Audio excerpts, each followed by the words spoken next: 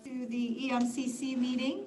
We're going to go ahead and call to order and start with introductions. Let's start with introductions here within the room.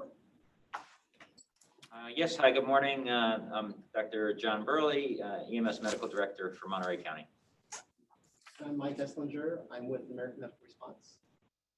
Sam Ballesteri, retired EMT. Jeff DeAndrea, EMS Agency. Steve Brooks, EMS Agency. Teresa Rios, EMS Agency. And I'm Carla Spencer, the hospital administration representative in the chair. And let's go to the Zoom and do introductions. Hi, I'm Noah Hawthorne, Medical Director at Me Memorial Emergency Department. Hi, this is Roxanne Seepersad, Monterey County EMS Agency. John Anthony, County Park Ranger Supervisor with Monterey County Parks RMA. Nick Greenson, Salinas Valley Memorial Hospital. Jim Langborg, BLS Fire Department Representative. Tina Nieto, County Law Chiefs. Joe Cafaro with the Hospital Council, Hospital Administrator Alternate. Michael Urquidez, Advanced Life Support Representative, Monterey County Fire Chiefs.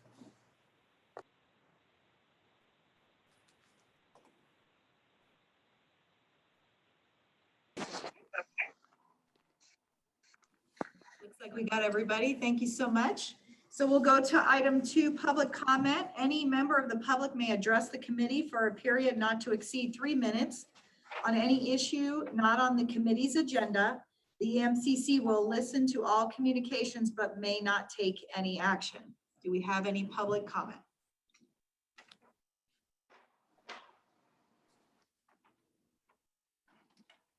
Okay, hearing none, we'll go to item 3, approval of the past EMCC minutes from the September 9th meeting, and we'll entertain a motion. Well, approval of the September 9th EMCC minutes as written. Thank you, Harry. Do we have a second? Dr. Hawthorne, I second that. Great. All in favor, say aye. Aye. Aye. Any opposed? Okay. We'll go to the next item. So the reports. I have a comment. Oh, yes. Yeah, I don't know if County Council's in the room or not, but since this is a Brown Act meeting, I believe that you're required to record the vote in the chat in some form rather than the verbal.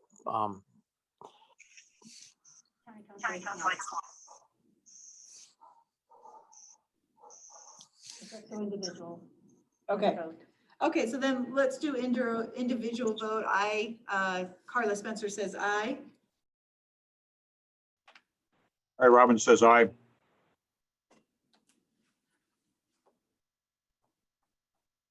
Michael Urquidez, aye.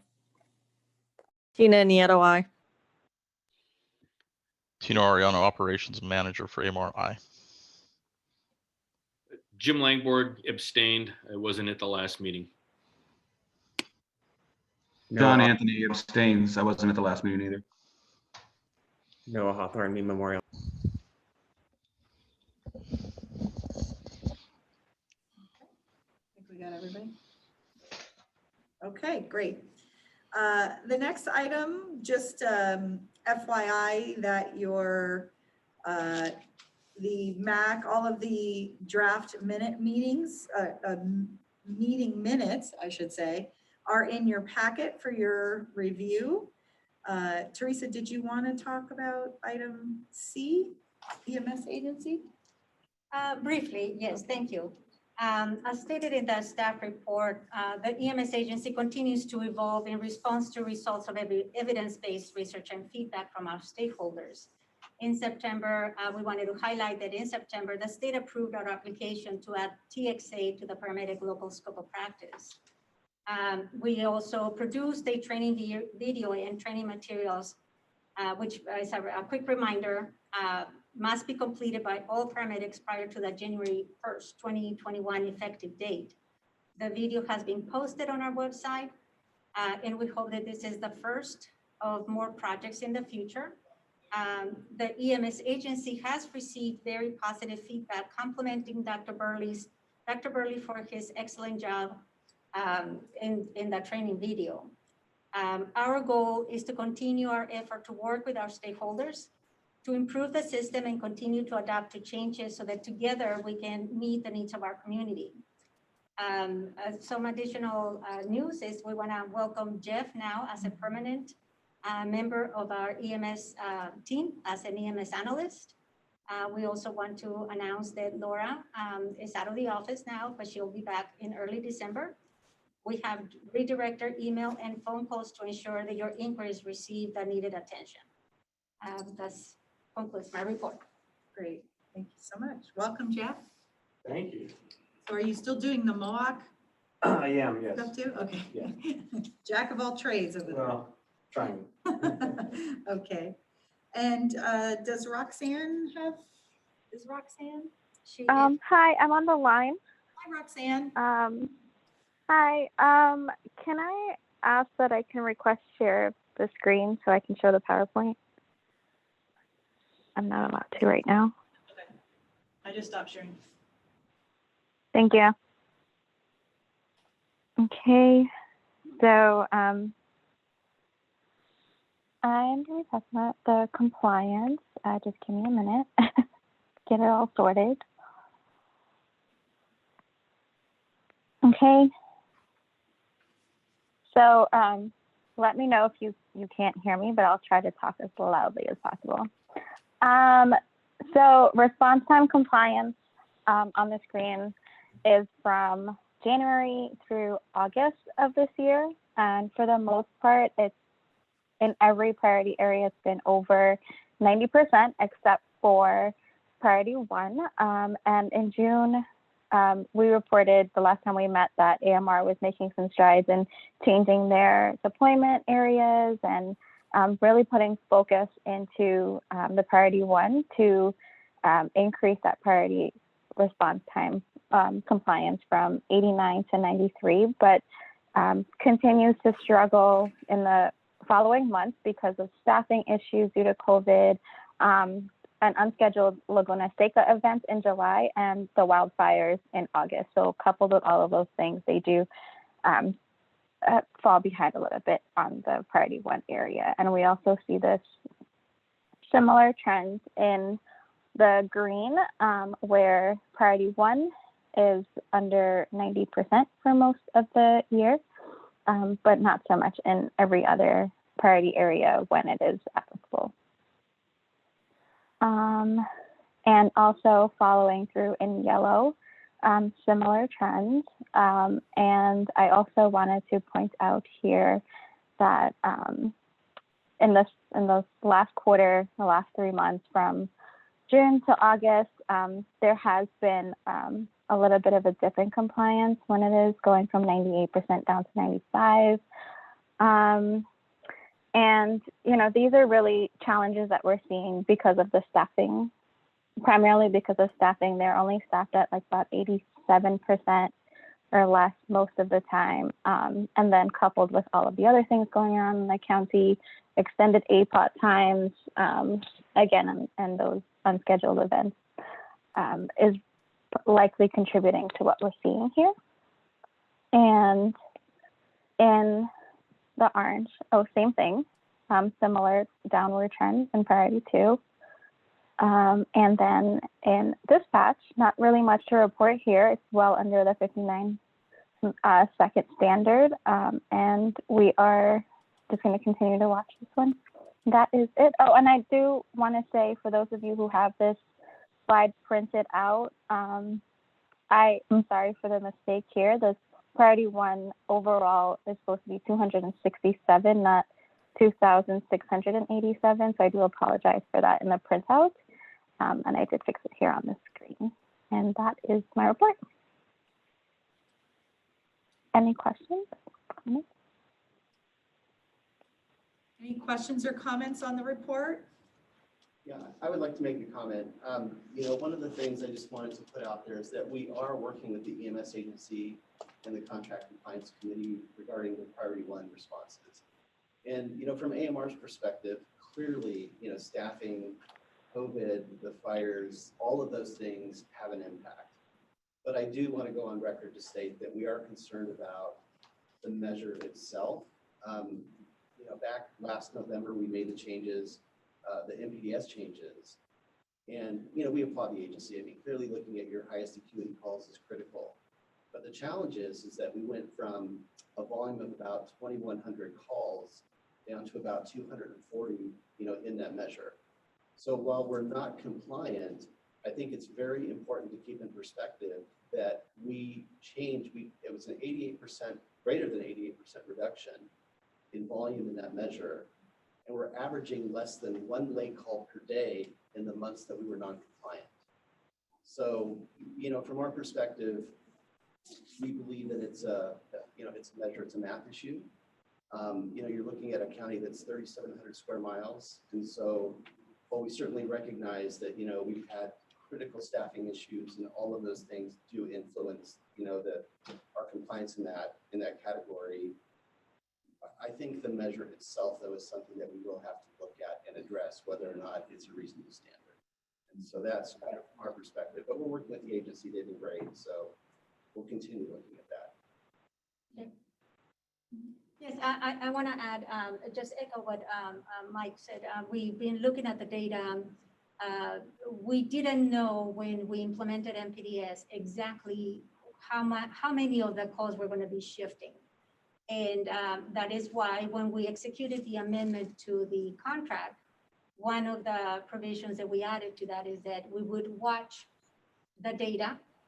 We did waive penalties for a 6-month period of time.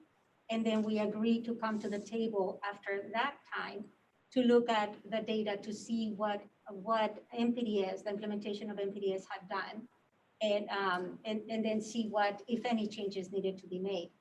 What, unfortunately, then we got COVID, we got fires, major things that are also impacting the operation. So yes, Mike is very correct in saying that the volume of calls that were left that are now in priority 1 were reduced greatly.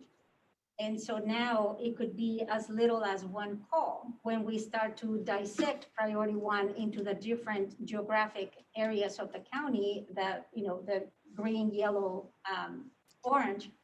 It could be that 1 call that puts them out of compliance. So we do need to look at that, but we also need to acknowledge that there are other factors right now that are affecting that. Mm-hmm. And whether it is considering a different way of measuring or some other change that we need to implement. That is why we are at the table discussing, looking at the data. It is challenging. If COVID hadn't happened, if the fires hadn't happened, then we could really see just what MPDS had done.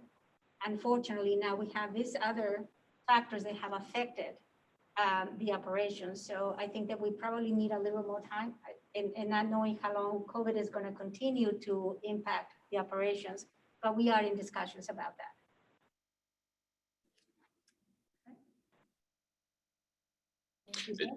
May I ask just a quick question, just for my clarification? I know from our standpoint, as a BLS first response agency, initially we saw a decrease in our EMS response as a result of COVID, and it's ticked up slightly, but we're down in comparison to last year. And just for my own personal curiosity, I'm just wondering what COVID has done to impact ambulance response, and then also how were the fires impacting you as well? I think that I can speak to that. Clearly COVID had a significant impact. I mean, if you go back to, April and May, our volume actually dropped. At one point it dropped up to 38%. Right now we're trending at about 8%, but we sort of fluctuate between about 8 and 14. So that certainly had an impact. And then, clearly with, we had our staffing issues, but we've also had to deal with the COVID issues internally. We have very aggressive standards that if anybody has any type of symptoms or, came in contact with somebody that was COVID confirmed, we take them off the schedule. So all of those different factors. And then of course with the fires, we provided mutual aid. We also provided, resources down to the fires in, down south. So it certainly has had an impact on our operations. And we're still, I don't know if we'll ever get back to normal with COVID, at least for the next year or so. When we look at, all the other factors that took place, we're not having, spectator events now at Laguna Seca. So a lot of those things have also not come back as well. So it's been more of like a staffing issue. Staffing certainly has been a component of it, and then just the reduction in volume and, our ability, and there's all kinds of factors when you look at it, the time it takes to, decon ambulances, those types of things. So it's, everything's a little bit, taking a little bit longer as well. Okay, thank you. Okay. Any other questions or comments? Okay, we'll move to the next item, and Jeff will give us a report on the EMS System Performance metrics.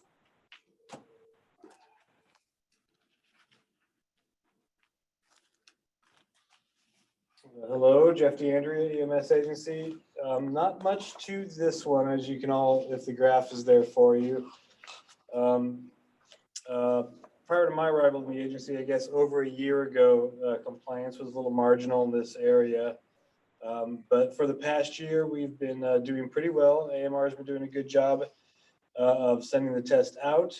And as you can see the numbers for yourself, with some exceptions, of course, in some months, we are riding generally in the area of compliance at 95%. We're not there consistently every month, of course, with all 4 hospitals. But we're doing well, and hopefully the trends hold and just continue to uptick. And then, of course, the ReadyNet system testing has been put on hold since March with COVID, and we do not have a estimated time for when that's going to be a daily test again at this point. And do we have any questions on that? Okay, thank you. Thank you, Jeff. And then we'll go to APOT Times with Mr. Steve Brooks.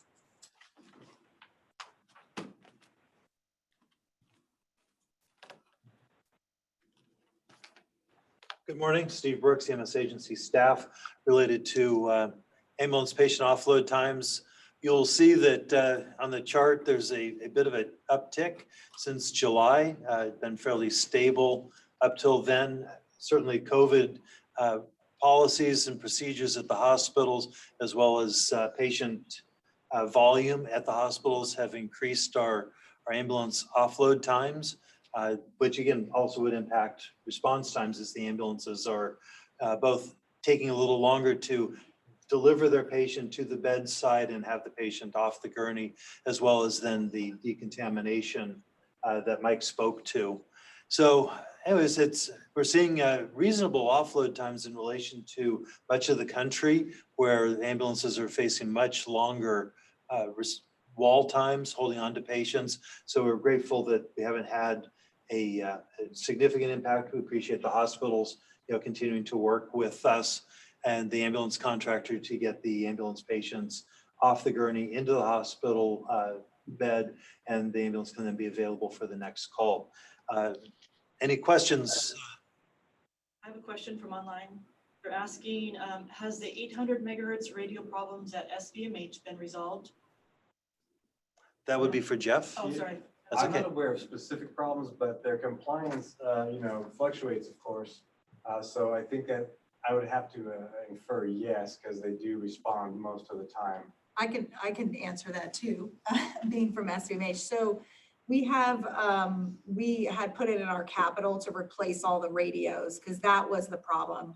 A lot of times we would not get, and we had to work with dispatch to page it in a certain manner. If they didn't delay, kind of wait 10 seconds, then we wouldn't get the pages. and we could hear the fuzzy, but we weren't able to speak. So we had lots of issues with the equipment. And so we're about to purchase the new radios, and we've been working with Jeff, the IT person over at the county too, to get that. So I think once we replace them, it'll get even better, but they've just been working a lot with dispatch to try to, you know, work with our aging equipment. So new equipment though coming soon. It looks like since May, performance has been just steadily increasing as well. Yeah, I know they've been working a lot with, and the staff have been calling back dispatch if they can't hear them, just to make sure that they know that we heard them, but they can't hear us. And so I think we're trying to work with the charge nurses to make sure if they don't hear you or copy that they hear you, call them back and make sure that they can. So I think maybe that might be part of it too. Excellent, excellent. Any other questions? Anything else? Okay. Thank you, Steve. And then back to Jeff for the EMS agency response to COVID-19 under old business.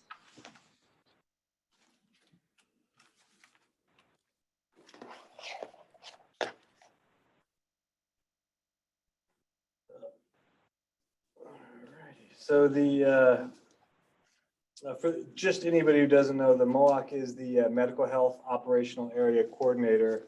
The agency as a whole truly is the MOAC, but for practical sort of functional purposes, I pretty much fulfill that role in the day-to-day. The agency continues to monitor and relay information to system stakeholders. And so here we have a list of key actions that are taken during the public health emergency of COVID. The MOAC has received and coordinated more than 1,200 requests for PPE from various healthcare providers in the county. That's hospitals, long-term care facilities, outpatient clinics, first responder agencies, correctional institutions, a range of other facilities use the MOAC to access PPE. We've secured since March more than 100,000 N95s for local agricultural workers, and the ag community has been significantly impacted, disproportionately in the county through the pandemic. Recently, we have worked with our county's health IT team and EOC Logistics to update the resource request form that some of you may use. So you'll notice some changes have occurred in the past couple of weeks to make that more streamlined and to help our accounting process for just keeping track of distribution of products. The MOAC program, we also ensure adequate supply of swabs, testing materials, and now recently Binax antigen testing kits for various clinics and labs in the county. Presently, our lab and testing resources are very adequate and plentiful and available and increasing in availability each passing week. Presently, I am participating with the rest of the health department in COVID vaccination testing, which will be rolling out in the weeks, possibly months to come, but probably sooner than later. And more information will be coming out about that for a COVID vaccination program that'll be supervised through the federal government and the state. And the MOAC, as a function of the agency, has been working with other, pardon that little repetition. I've also been recently participating in a Cal OES and Office of Homeland Security working group to assess the county's various disaster and emergency response plans. And we're working on integrating various operational areas plans with a more regional perspective and more regional communication. And do we have any questions on any of that? Quite a bit. Hey Jeff, this is Tina from County Law. We got a request for all the information for the chiefs, and we're compiling that now. I haven't ignored the request. It's just that it was very outdated, and so it's being done now. So hopefully by early next week, you should have a current list. Great, thank you. I did work with Joy Joy from the association, Law Enforcement Association. And Yeah, so one thing is that they keep sending the request to Joy. That is a unaffiliated law association that law enforcement can join. The County Chiefs Association is different, and currently our president is Abdul Krigda. So there's a misunderstanding. They don't do any. Joy's group does not do anything with the Chiefs. I guess we're members of it, but because they have barbecues and they do fundraisers. So Abdul would be the proper. Yeah, Abdul Prigden is currently the president of the Monterey County Law Chiefs. Okay, great. Thank you, Chief. And this week, the survey that I had mentioned should be reaching you guys as well, or some of the agencies. But anybody that we had forgotten or slipped through, we'll still get that out to you for a head count regarding the COVID vaccination. So, all right, thank you. Thank you. Any other questions? I have a question regarding a previous slide from John Greathouse.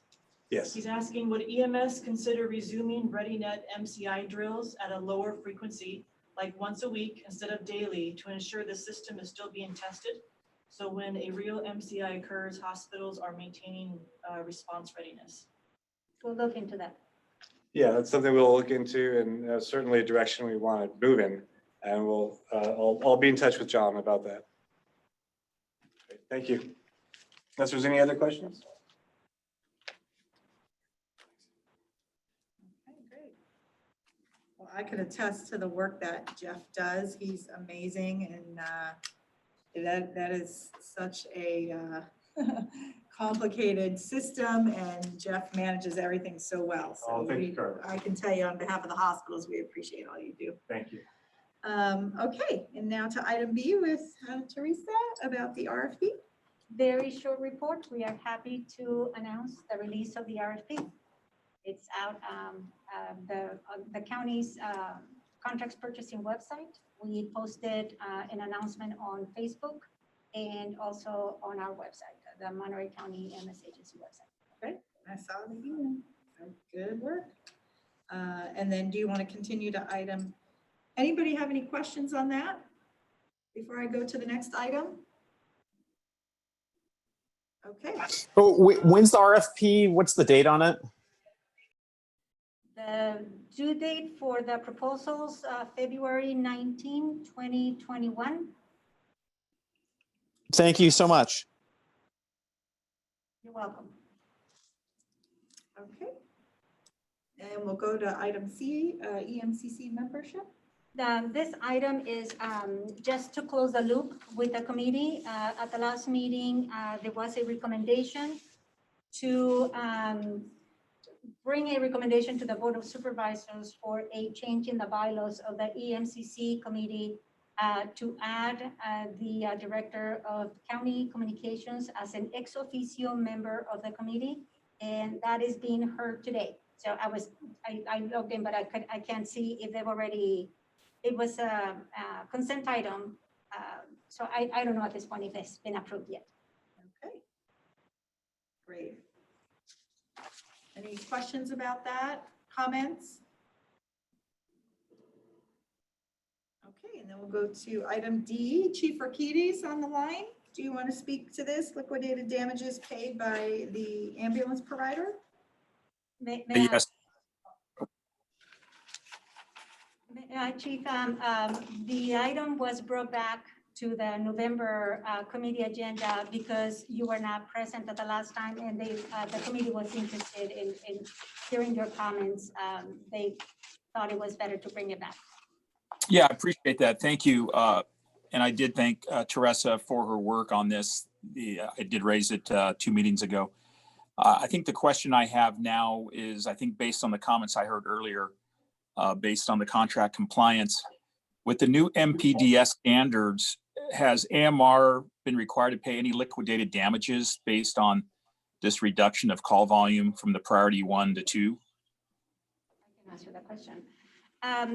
As I mentioned earlier, when we executed the amendment for the extension of the agreement, there was a provision there that because of the implementation of MPDS, we were going to waive any penalties that resulted from that change for a period of 6 months. And then we would come back to the table to see what had happened after the implementation of MPDS. So the answer to the question is no, because of an agreement to waive the liquidated damages for that period. And because we are looking at the impact, then we haven't assessed any liquidated damages yet. We're tracking. One of the things that I think is I should share is that LEMSAs across the state have waived the penalties for their providers because of the impact that COVID-19 has had in the call volume, in increased APA times and all of the things that have affected, including the fires. So different jurisdictions have dealt with that differently. But one of the things that consistently they have done is waive the penalties, but continue to watch response time compliance. Okay, great. I thank you. Yeah. And then in addition, I think in the future, if that just becomes the case, because I know that the report that was provided did not go back for the full term of AMR's contract. AMR is obviously in an extension of their tenure, but prior to that, they had provided 2 additional years of contract. So I think not going all the way back, chasing 12 years worth of financial fines, if maybe we could just do that quarterly in the future, especially with the new RFP coming out, because these standards are going to be the same. The MPDS standards the same in the new RFP. And my concern is we're using 2019 marketing data to the RFP, not 2020. When you hear these call reductions of up to 38%, that's thrown off the numbers. No special event standby. I just want to make sure that the EMCC is fully aware that if we do start to fine and we're having reduction of revenue opportunities for the provider, that's going to be kind of the kiss of death. So we just want to make sure the EMCC is fully abreast of future fines and maybe a quarterly report, or the contract compliance working group. They have a standing agenda that we're just advised of what those fines are. And a report. Thank you. Yes, at the last meeting, Harry Robbins suggested that we make this an annual report. Originally, that was the suggestion. As of this, for 2020, we have not assessed any liquidated damages. But like I said, we are tracking the amounts for the first 6 months during the implementation of MPDS. Those were waived, so the contractor will not incur any liquidated damages.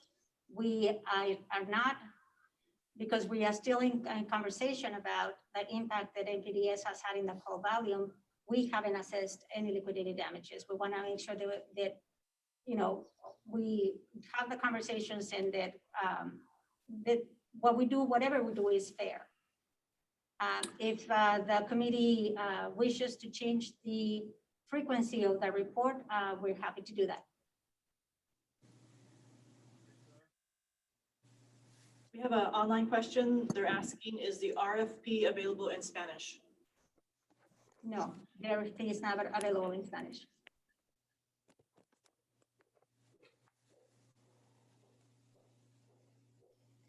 So it was mentioned that we were going to get the report annually. Should we maybe try to do it quarterly instead?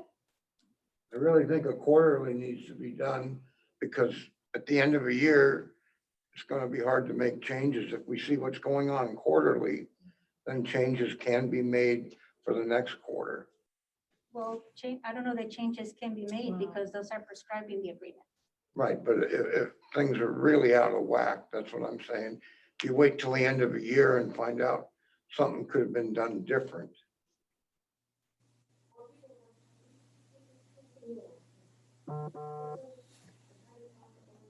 We can change the frequency. We can start bringing those quarterly. Does the committee want to do quarterly or annually?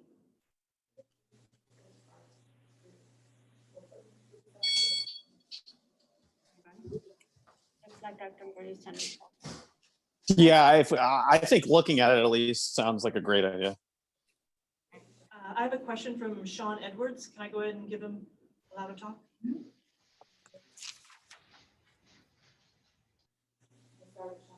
Sean Edwards, can you unmute yourself?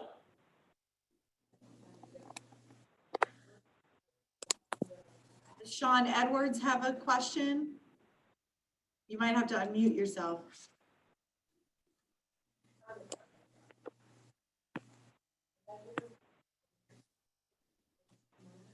Sean, you're muted right now. Can you unmute yourself?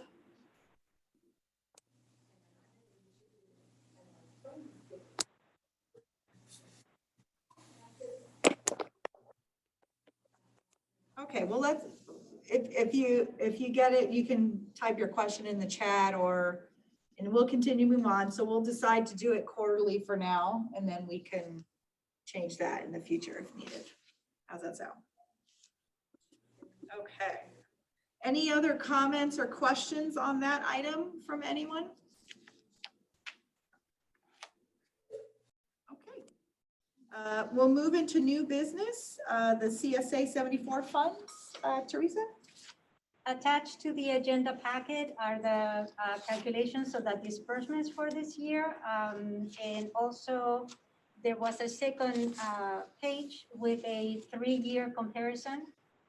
The amounts don't change a lot. The methodology is set by the MOU. And this will request need an endorsement from the committee for us to make the disbursements next month.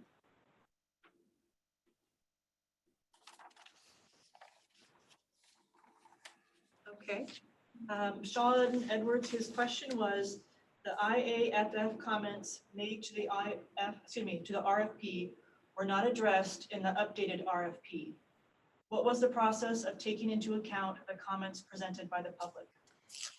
We are not able to talk about the RFP now that it has been released.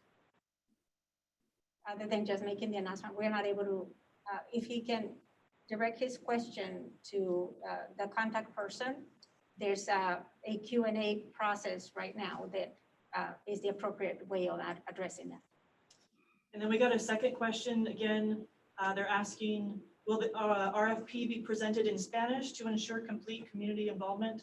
I think you already answered this one, but I wanted to share the question. Is there a reason why it's not being translated? Other than no, there's no special reason. We released it during the public comment for. Right, well, it leaves a lot of people out not being able to read it in their own language, so.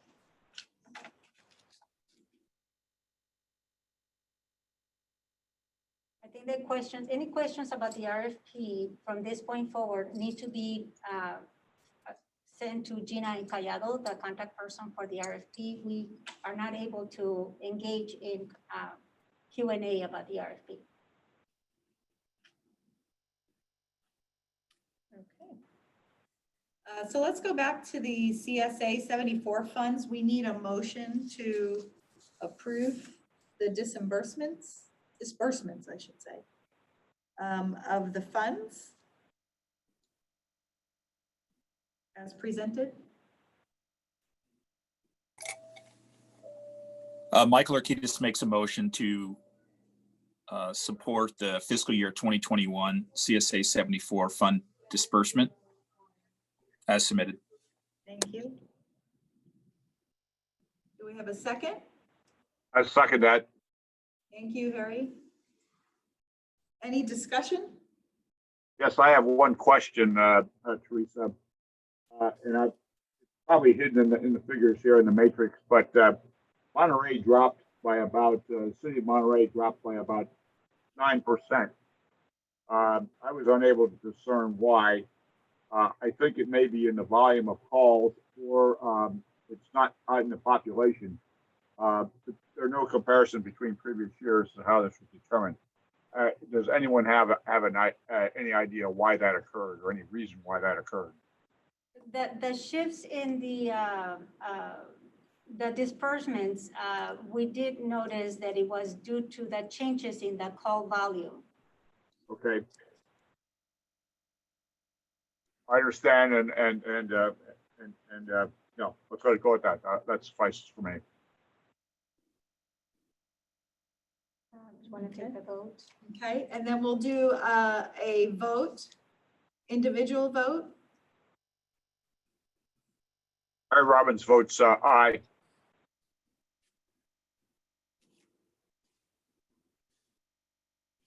Mike Urquidez, aye. Tina Nieto, aye. John Anthony, aye.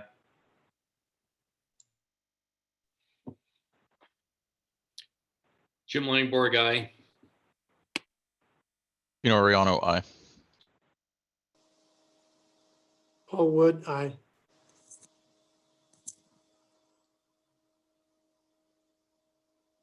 Dr. Greenson or Dr. Hawthorne? Nick Greenson, aye. Yeah, and then I, Carla Spencer. Okay, and then moving on to the next, the 2021 EMCC meeting calendar. Attached to the agenda packet, we included the 2021 EMCC meeting calendar. We are anticipating being able to reserve this room for those meetings. We can't do that yet. RMA does not allow us to do this until early December, so we will confirm the location. Also with COVID, it's possible that we will continue, at least for part of the year, continue to rely on Zoom for the meetings. We'll update the committee as the information is available. Great. Thank you so much.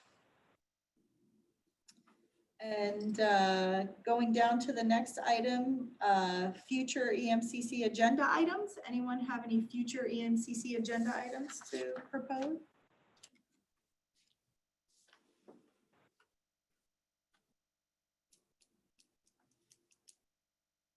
No.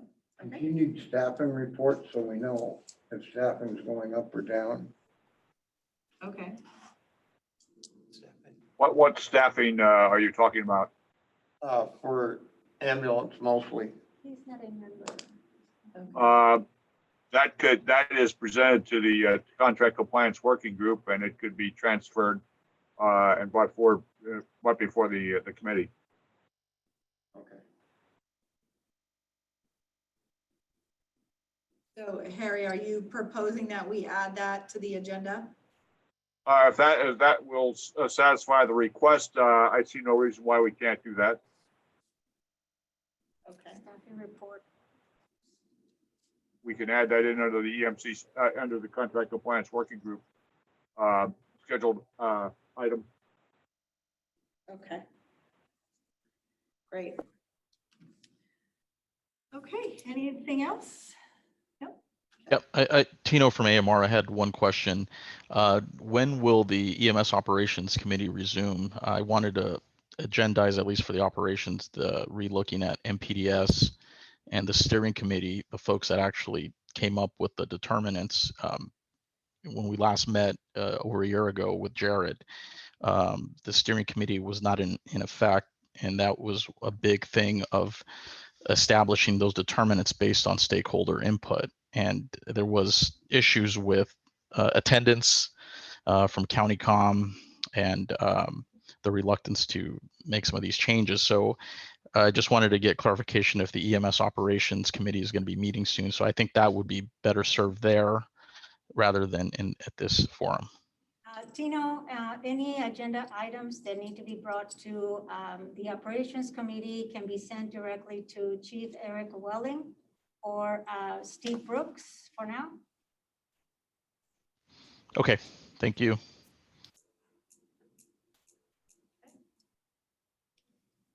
On to announcements. Any member of the committee may make announcements or comments. The EMCC may not discuss or take any action on any item raised during announcements, except to decide whether to place the matter on a subsequent agenda. Do we have any announcements? Yes, Tino from AMR Operations. I have a quick announcement, just letting stakeholders, staff, and everyone in the EMS community that ambulance operations have concluded for the Dolan fires. We had supported the fires and the river fires for over 2 months. We staffed over 2,800 hours of ambulance service in those fires, so that's been concluded. And I wanted to also recognize and announce EMS Week, and recognizing our field staff, dispatch staff, our support staff, our supervisor staff, and of course our CES and administrative folks that have actually supported us through all this stress on our EMS system from COVID events. Recognizing the folks that came back from our strike teams from New Jersey, statewide deployments, recognizing our folks that participated in some of the wildland fire support and some of the unrest and protests that occurred here in Monterey County. That was very small, but I just wanted to announce the EMS week, and we like to recognize all the folks that have been putting their work into the field. Thank you. And I should probably comment, so there's no confusion, is that AMR actually had postponed EMS week internally within our operations. So we decided to celebrate this week. So you didn't miss any formal EMS week. I was going to say, because we celebrated EMS week with you at the time. So oh my gosh, did I miss something? Yeah. Is there too? Okay. Well, I think I could speak for everybody to tell you how grateful we are for all the work that you've done out there. It certainly has been a challenging year on so many different fronts, and your work doesn't go unnoticed, and we appreciate all that you do. Thank you. Thank you. Amen to that. 2 questions. One, again, was about the RFP. There was a comment that the public was told by Teresa that in past meetings that the RFP would be translated into Spanish. Any comments or questions about the RFP need to be directed to Gina Callado in Contracts Purchasing. The information is on the website. The link to it is on our website. We are not to engage in any discussion about the RFP from this point forward. And then we had a second from John Greathouse. He said this is informational. The ReadyNet contract has been extended for another 2 years, fiscal year 20 through 21 and 21 through 22, and is being funded by Hospital Preparedness Program Grant. Thank you, John. Okay, any other announcements? Just for a future agenda item, Madam Chair, it's Michael Ortiz. With the retirement, I believe, from the EMCC, Harold Walgamont, who replaced him on the contract compliance committee? I just couldn't remember who makes up that committee. The committee is made up of the 3 citizen reps and the emergency department physician. Because we have not filled his position, there's nobody taking his position at this point. We are actively recruiting for somebody to take that citizen rep position in EMCC, but of course, there have been other high priority projects on our plate, so we have not been able to fill. Our goal is to have that done by January. Is that in set in stone that it has to be the citizen reps? I'm just wondering if it's time to look at that based on, other stakeholders. When we haven't, would law or fire be at the table to be on that committee in the future? Michael, we discussed that at the last contract compliance working group. The suggestions that were made to increase the membership or include other people were not accepted. So we're still working with the 4 members and the staff that attend the meeting. Yeah, so is that set in writing, or who's determined that who makes up the committee? Is that the EMS agency director under the county's ordinance? I'm not familiar with how that, I just know you and Harold were on there forever, and we're trying to get some succession planning. We're looking at a 10-year contract. We got to start getting some new folks on there.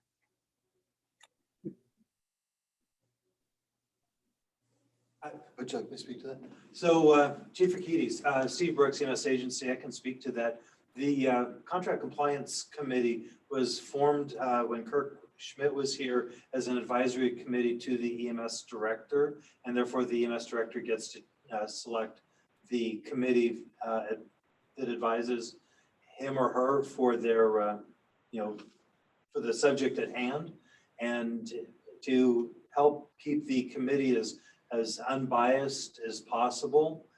It was the citizen reps and ED physician who could represent, the needs of the hospitals, because there's more than just, of course, 911 in our contract. So that's how Kirk established it, and I don't think there's been much change to the membership other than being the citizen reps and the ED physician.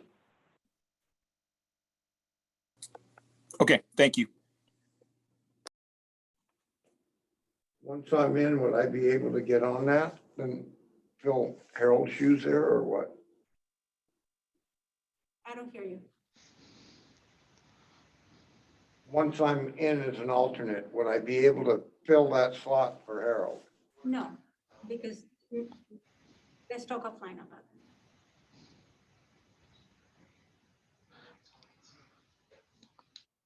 Okay. So we're at the next meeting as Wednesday, January 13th, as per our schedule. And that is it. And we will adjourn the meeting. Thank you so much for attending. Thank you, everyone. Have a wonderful holiday season. Where did that work?